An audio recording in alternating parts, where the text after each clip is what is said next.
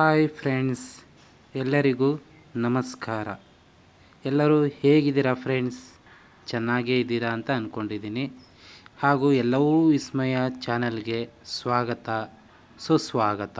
ಇವತ್ತು ನೀರು ಯಾವ ದಿಕ್ಕಿನಲ್ಲಿದ್ದರೆ ಶ್ರೇಷ್ಠ ಅನ್ನೋದ್ರ ಬಗ್ಗೆ ಹೇಳ್ಕೊಡ್ತೀನಿ ಫ್ರೆಂಡ್ಸ್. ಈ ನೀರನ್ನು ಗಂಗಾದೇವಿ ಎಂದೇ ನಾವು ಪೂಜಿಸುತ್ತೇವೆ ಅಲ್ವಾ? ಆದ್ದರಿಂದ ಈ ನೀರಿಗೆ ನಾವು ತುಂಬಾ ಮಹತ್ವ ಕೊಡ್ತೀವಿ. ಈ ನೀರನ್ನು ಕುಡಿತೀವಿ, ಜೊತೆಗೆ ಪೂಜೆನೂ ಕೂಡ ಮಾಡ್ತೀವಿ. ನೀರು ಪಂಚಭೂತಗಳಲ್ಲಿ ಒಂದು. ಆದ್ದರಿಂದ ನೀರಿನ ಅವಶ್ಯಕತೆಯಲ್ಲಿ ಸ್ವಲ್ಪ ಮಟ್ಟಿನ ಸಮತೋಲನ ತಪ್ಪಿದರೂ ನಮಗೆ ಸಮಸ್ಯೆಗಳು ಕಟ್ಟಿಟ್ಟ ಬುತ್ತಿ. ಆದ್ದರಿಂದಲೇ ಈ ನೀರನ್ನು ನಮ್ಮ ಮನೆಯ ಈಶಾನ್ಯ ಭಾಗದಲ್ಲೇ ಇರುವಂತೆ ನಾವು ನೋಡಿಕೊಳ್ಳಬೇಕಾಗುತ್ತದೆ. ಯಾಕಂದರೆ ಈಶಾನ್ಯ ಅಂದರೆ ಈಶಾನ್ಯ ಅನ್ನೋ ಹೆಸರಲ್ಲೇ ಈಶ್ವರ ಅಂತ ಹೆಸರಿದೆ.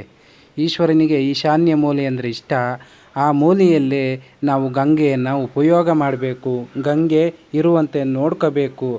ಉದಾಹರಣೆಗೆ ಆ ಈಶಾನ್ಯ ಮೂಲೆಯಲ್ಲಿ ಡ್ರಮ್ ಇರ್ತಕ್ಕಂಥದ್ದು, ಅಥವಾ ಸೋಂಪು ಇರ್ತಕ್ಕಂಥದ್ದು, ಅಥವಾ ಇನ್ನೇನಾದರೂ ಜಾಗ ಮಾಡಿ ಆ ನೀರನ್ನು ಅಲ್ಲಿ ಸಂಗ್ರಹ ಮಾಡುವಂಥದ್ದು, ಈ ರೀತಿ ಮಾಡಬೇಕಾಗತ್ತೆ ಫ್ರೆಂಡ್ಸ್.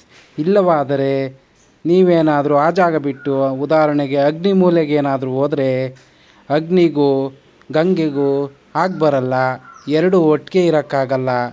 ಒಟ್ಟಿಗೆ ಇದ್ದರೆ ಏನಾಗುತ್ತೆ ಅಂದರೆ, ಈಗ ಒಂದು ದೇಹವನ್ನು ಸುಟ್ಟಾಗ ಅದಕ್ಕೆ ನೀರು ಹಾಕಿದರೆ ಅದು ಒಪ್ಪಳೆ ಬಂದ್ಬಿಡ್ತದೆ. ಆ ಸುಟ್ಟೋದಕ್ಕಿಂತ ಒಪ್ಪಳೆಯೇ ಜಾಸ್ತಿ ಉರಿ ಬಂದ್ಬಿಡುತ್ತೆ.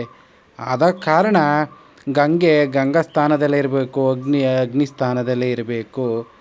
ಅದರಿಂದ ಈ ಕೆಲಸ ಮಾಡಿಲ್ಲ ಅಂದರೆ ಮನೆಯಲ್ಲಿ ನೆಮ್ಮದಿ ಇರುವುದಿಲ್ಲ, ಅನಾರೋಗ್ಯ ತುತ್ತಾಗ್ತಾರೆ, ಆರೋಗ್ಯವಾಗಿರೋಕ್ಕಾಗೋದಿಲ್ಲ, ಅಥವಾ ಅನಾರೋಗ್ಯದಿಂದ ಸಾವನ್ನಪ್ಪಬಹುದು.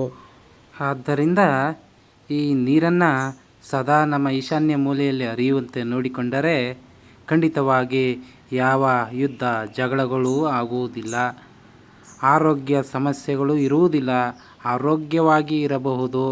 ನಂತರ ಮನೆಯಲ್ಲಿ ಎಲ್ಲರೂ ಖುಷಿಯಾಗಿ ಕೂಡ ಸಮಯ ವ್ಯರ್ಥ ಮಾಡಬಹುದು.